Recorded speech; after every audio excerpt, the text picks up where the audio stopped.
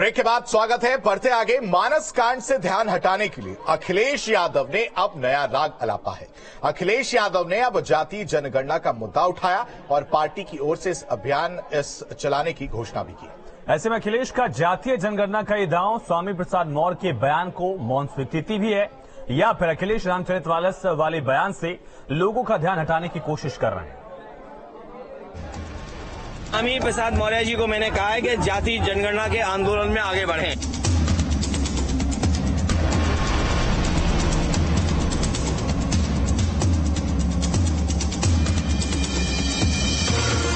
मानस पर गिरी समाजवादी पार्टी का नया प्लान। अखिलेश का जातीय जनगणना पर ध्यान। क्या पार होगी जनगणना से एसपी की नैया? स्वामी प्रसाद मौर्य के रामचरितमानस पर दिए गए विवादित बयान को लेकर समाजवादी पार्टी चौतरफा गिरी हुई है। ऐसे में अब अखिलेश यादव अपनी पार्टी को विवादित बयानों के भंवर से बाहर निकालने के लिए इस मुद्दे से ही ध्यान हटाने की कवायद में जुट गए हैं। शनिवार को स्वामी प्रसाद मौर्य की अखिलेश यादव से मुलाकात हुई और इस मुलाकात में जातिगत जनगणना के मुद्दे को फिर से उठाया गया। अब हमारी रणनीति का दूसरा पहलू इस देश के दलितों पिछड़ों के आरक्षण को सुनिश्चित कराना, उनको वापस दिलाना, संवैधानिक अधिकार की रक्षा करना रहेगा। मानस कांड पर गिरी समाजवादी पार्टी अब इस मुद्दे पर किसी तरह से विराम लगाना चाहती है और ऐसे में अब अखिलेश यादव ने बिहार की तर्ज पर जातिगत जनगणना का मुद्दा उठाया है। को शूद्र, दलित को शूद्र मानते हैं। बीजेपी के लोग हम सबको शूद्र मानते हैं। उनको ये तकलीफ है कि हम उनके धार्मिक स्थान पे क्यों जा रहे हैं, गुरु संत लोगों से आशीर्वाद लेने के लिए। भाजपा आई, इन्होंने भेजा और कोई प्रशासन का पुलिस का अधिकारी नहीं था। रात में हटा दीजिएगा। और जितनी पुलिस प्रशासन थी सब रात में हटा दी। याद रखे बीजेपी के लोग, समय बदलता है, समय बदलेगा तो उन्हें भी पता लग जाएगा कि इसी तरह की व्यवस्था उनके लिए होती है। स्वामी प्रसाद मौर्य जी को मैंने कहा है कि जातीय जनगणना के आंदोलन में आगे बढ़ें। अखिलेश यादव ने बिहार में होने वाली जाति जनगणना पर नीतीश सरकार की तारीफ भी की है। अखिलेश यादव ने कहा कि जाति सर्वेक्षण होना ही चाहिए।